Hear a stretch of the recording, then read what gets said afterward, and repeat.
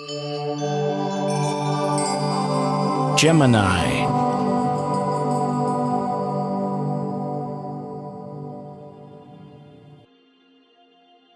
Hello Gemini, this is your forecast for January 2014, and we're starting off with a big bang with a lot of aspects that are like this, and for you that is going to really be affecting how you look at your values and how you share your joint values perhaps with other people.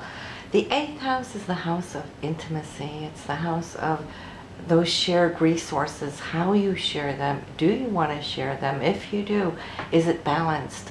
Or is there something here now that needs to be tweaked?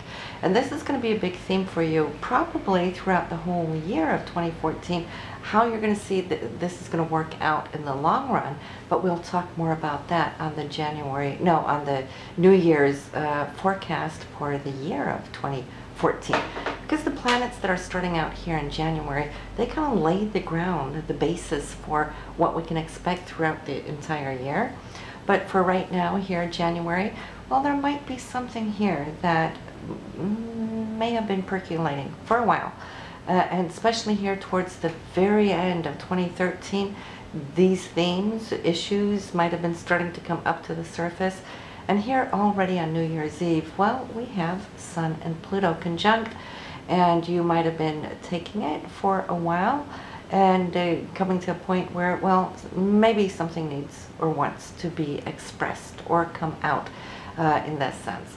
Now, it's not just the resources as far as finances, which it is too, but it could also be how do you share yourselves among each other on an intimate level. There might be things there too that needs to be adjusted, reevaluated, spoken about, cleared out.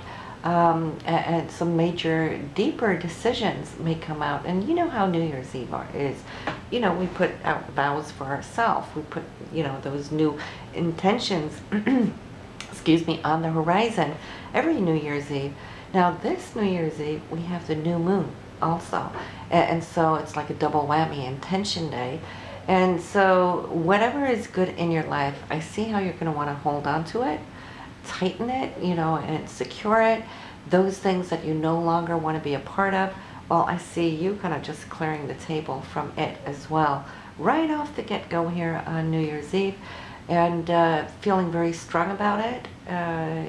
It's a conscious choice, not necessarily something that's just out of the blue, because it's been here for a while. Something that started there in October has been percolating in this area of intimacy, and kind of like mellowed out a little bit in November. Beginning of December, fine too, but then here we go, end of December. Some of these old issues, especially the ones that's been around several times, may now just come up like this flow of suppressed energy, and here we go. Be careful though, because Mars and Uranus is here, ends in opposition. And so Mars for you here, it's in the 5th house of love. All of these planets, this little stellium, the new moon, the sun, Mercury, Pluto, and Venus. Venus is retrograde, so that's love, right? Is moving a little bit backwards here. And then Mars coming from the area of love. Wow, that can really play out in many ways here for you. And I'd just like to say, if you are listening to this here on the December end, and if you're one of them hoping, you know, that there might be an engagement, and I have to say this because it's the 5th house of love, and Mars is there. It's in the sign of Libra, which is love, harmony, and balance. So if you're foreseeing this, I'd say be very careful here on New Year's Eve. If the engagement doesn't come on the day itself, it can come a little bit later. But if you're anticipating it and it doesn't happen, be careful that it doesn't create a situation, because Mars and Uranus here is at odds. What could happen is, you know, when people give ultimatums, it normally comes back to bite you in the butt. So be careful not to go there. That's the only thing I want to say about New Year's Eve. Don't give any romantic ultimatums. It won't work unless you're ready to split off from this relationship. Then so be it. You know, then you're going to have to take the consequence, and if it is a conscious choice, well, then there is no problem. Then you're liberating from it. Okay, Mars and Uranus here, Uranus will liberate what doesn't work. It won't liberate what does work. So just be careful that we're not too impulsive here. And then just watch how these energies can actually serve to heal the situation if you just give it another week or so. Then you can bring it up and talk about it. And we'll mention this here when we come to January 6th and 7th. We got Mercury and Saturn talking. Now the energies are a little bit more balanced. The rational mind is connected. And Mercury is here conjunct Venus. So at that time, you could voice perhaps what you were hoping or anticipating or whatnot, or it might just come up all natural, all on its own. Great day to talk about it on that day. Just beware to avoid any kind of creation of issues on the 1st. Okay? When we have that, then it looks like, well, here on the 11th, we have Venus and Saturn coming in a sextile, which can really lock things in a good way.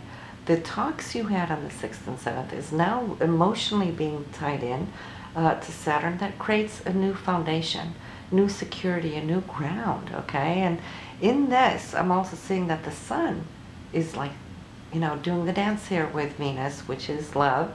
So at this point here, from the 6th throughout the 11th, great time to talk on those deeper levels of your relationship, to have a mutual understanding, trying to reach for mutual goals for the future. This is still all taking place in the 8th house of intimacy. It's also the house of Scorpio, you know, so emotions are running really deep. Mars here is, of course, still squaring all of this, you know, so got to be a little bit careful. However, though, it is important to voice those things that are real and true to you. And so you can get some gehör from it, from your partner. Now, also what this could really indicate for you is how you look at values. Now, yes, emotional values for sure is going to come up because Venus and the Moon and the Sun and Mars, all of this is in here. So definitely the emotional values. Now, on the flip side of Venus, we also have material values.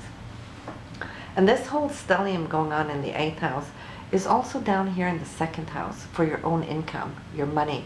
Jupiter has been trying to expand this area here, you know, ever since spring of 2013 throughout summer and autumn.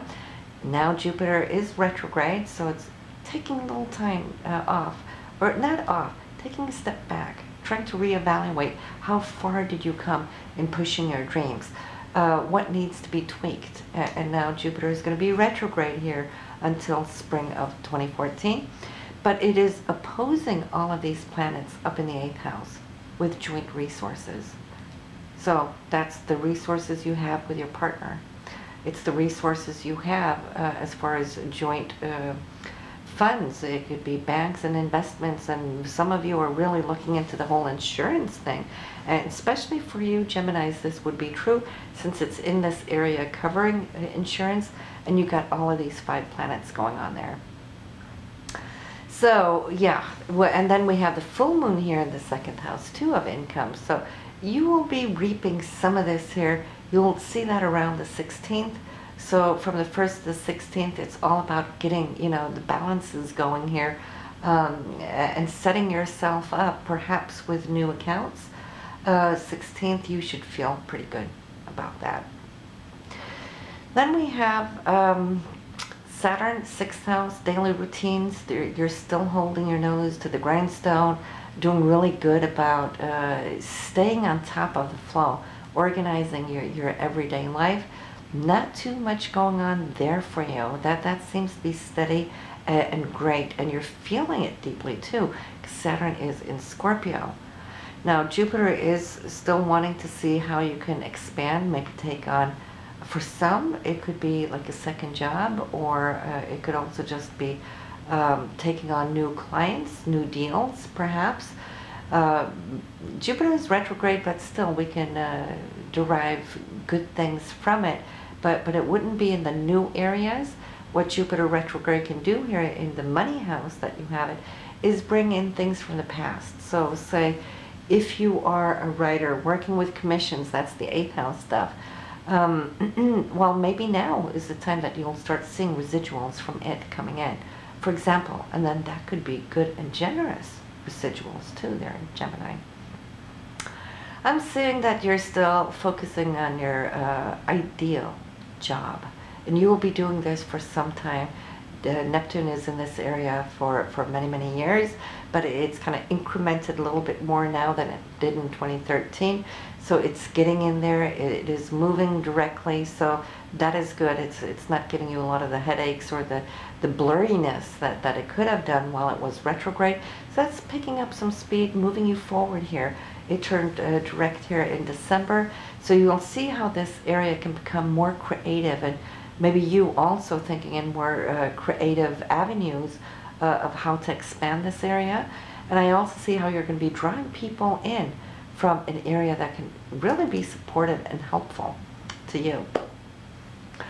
So then we have here Mercury, January 11th, it's going to move out of this 8th house of the headache of setting up all of your banking, insurance, and whatnot. It's going to move into the 9th house, which is that much more loftier. It is definitely, you know, higher thinking. It's you reaching for higher aims. It's communication on higher levels, or also with people in foreign places. Some of you might take on a course or even give a course. Communication here is going to be about new concepts, new ways of thinking. I see you might even be branding yourself in a genius way, which Aquarius can do while Mercury is going through this sign. And so that should be a nice time, really good time for you, because it's all mind expanding here as Mercury goes through Aquarius. Then we have the 16th, 17th, communications, also something of a romantic nature, perhaps some decision to be made. And but there's also a surprising event here on the 17th though, where there might be some news out of the blue for you. And for you, this would be here between your 11th and 9th house. So from some group or organization, it might just be the way you're communicating out to certain groups. You might be giving a talk, you know, it might be a live hangout kind of thing. In that case, it should be very interesting and challenging in a very good way. I see you being super focused there, Gemini. Then we have the Sun moving into this very same area on the 20th here and joining up with Mercury. So anytime here after that would be an even better time to actually go out there and address the social media. And then we have the 24th, 25th, Mercury will be in talks here with Mars and Saturn. Mercury's wanting to push ahead, is wanting to initiate, start something. A great day to start up anything. It will give you the support, long-term support, because the energies here with Mars is good. However, though, just be sure that if you have any written contracts, Mercury is direct, so that's not the problem. But it's all about Mercury and Saturn in your agreements, perhaps, with somebody. Saturn's in your 6th house, Mercury now here in your 9th house. So I can nearly foresee that it may have something to do with paperwork. Just make sure that you read it thoroughly, okay? Then end of the month we got the Sun and we have Uranus. That's always a really nice aspect when we get the sextiles. It brings the unexpected, and we like that. We need action from time to time, that oh my God factor, right? And this is one of those. You're getting that on the 29th.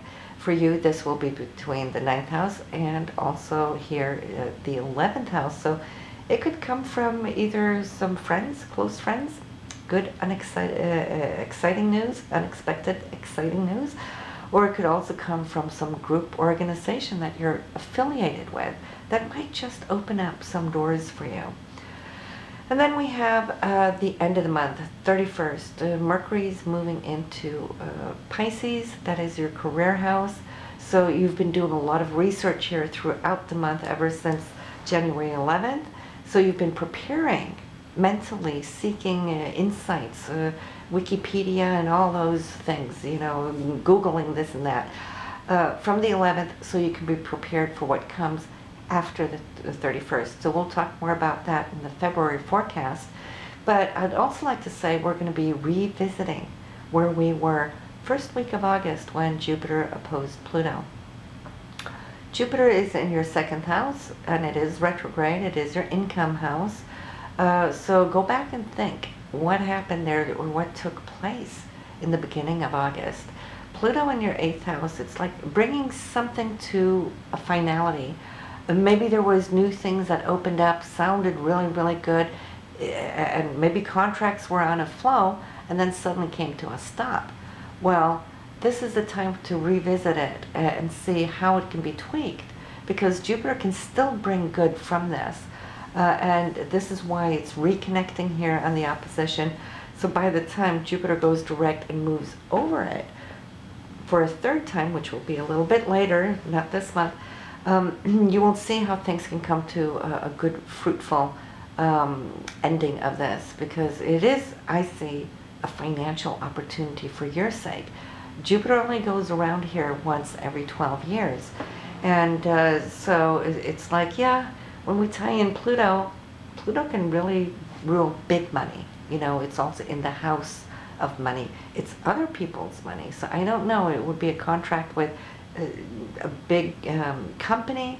Whatever this big payout here for you could be, it could be bonds and insurance bonds, it could be investments, whatever it is. This is the greatest time of the next 12 years you can do this. And in 12 years, Gemini, when Jupiter comes back, you know, Pluto's not going to be there. This is a once-in-a-lifetime thing. So make sure that you're focused on what's going on in your financial situation right now, because you have the possibility and the option to do something. Just be very, very careful. Read all the documents, like I said, you know, the Saturn-Mercury thing here. But besides that, good luck with it.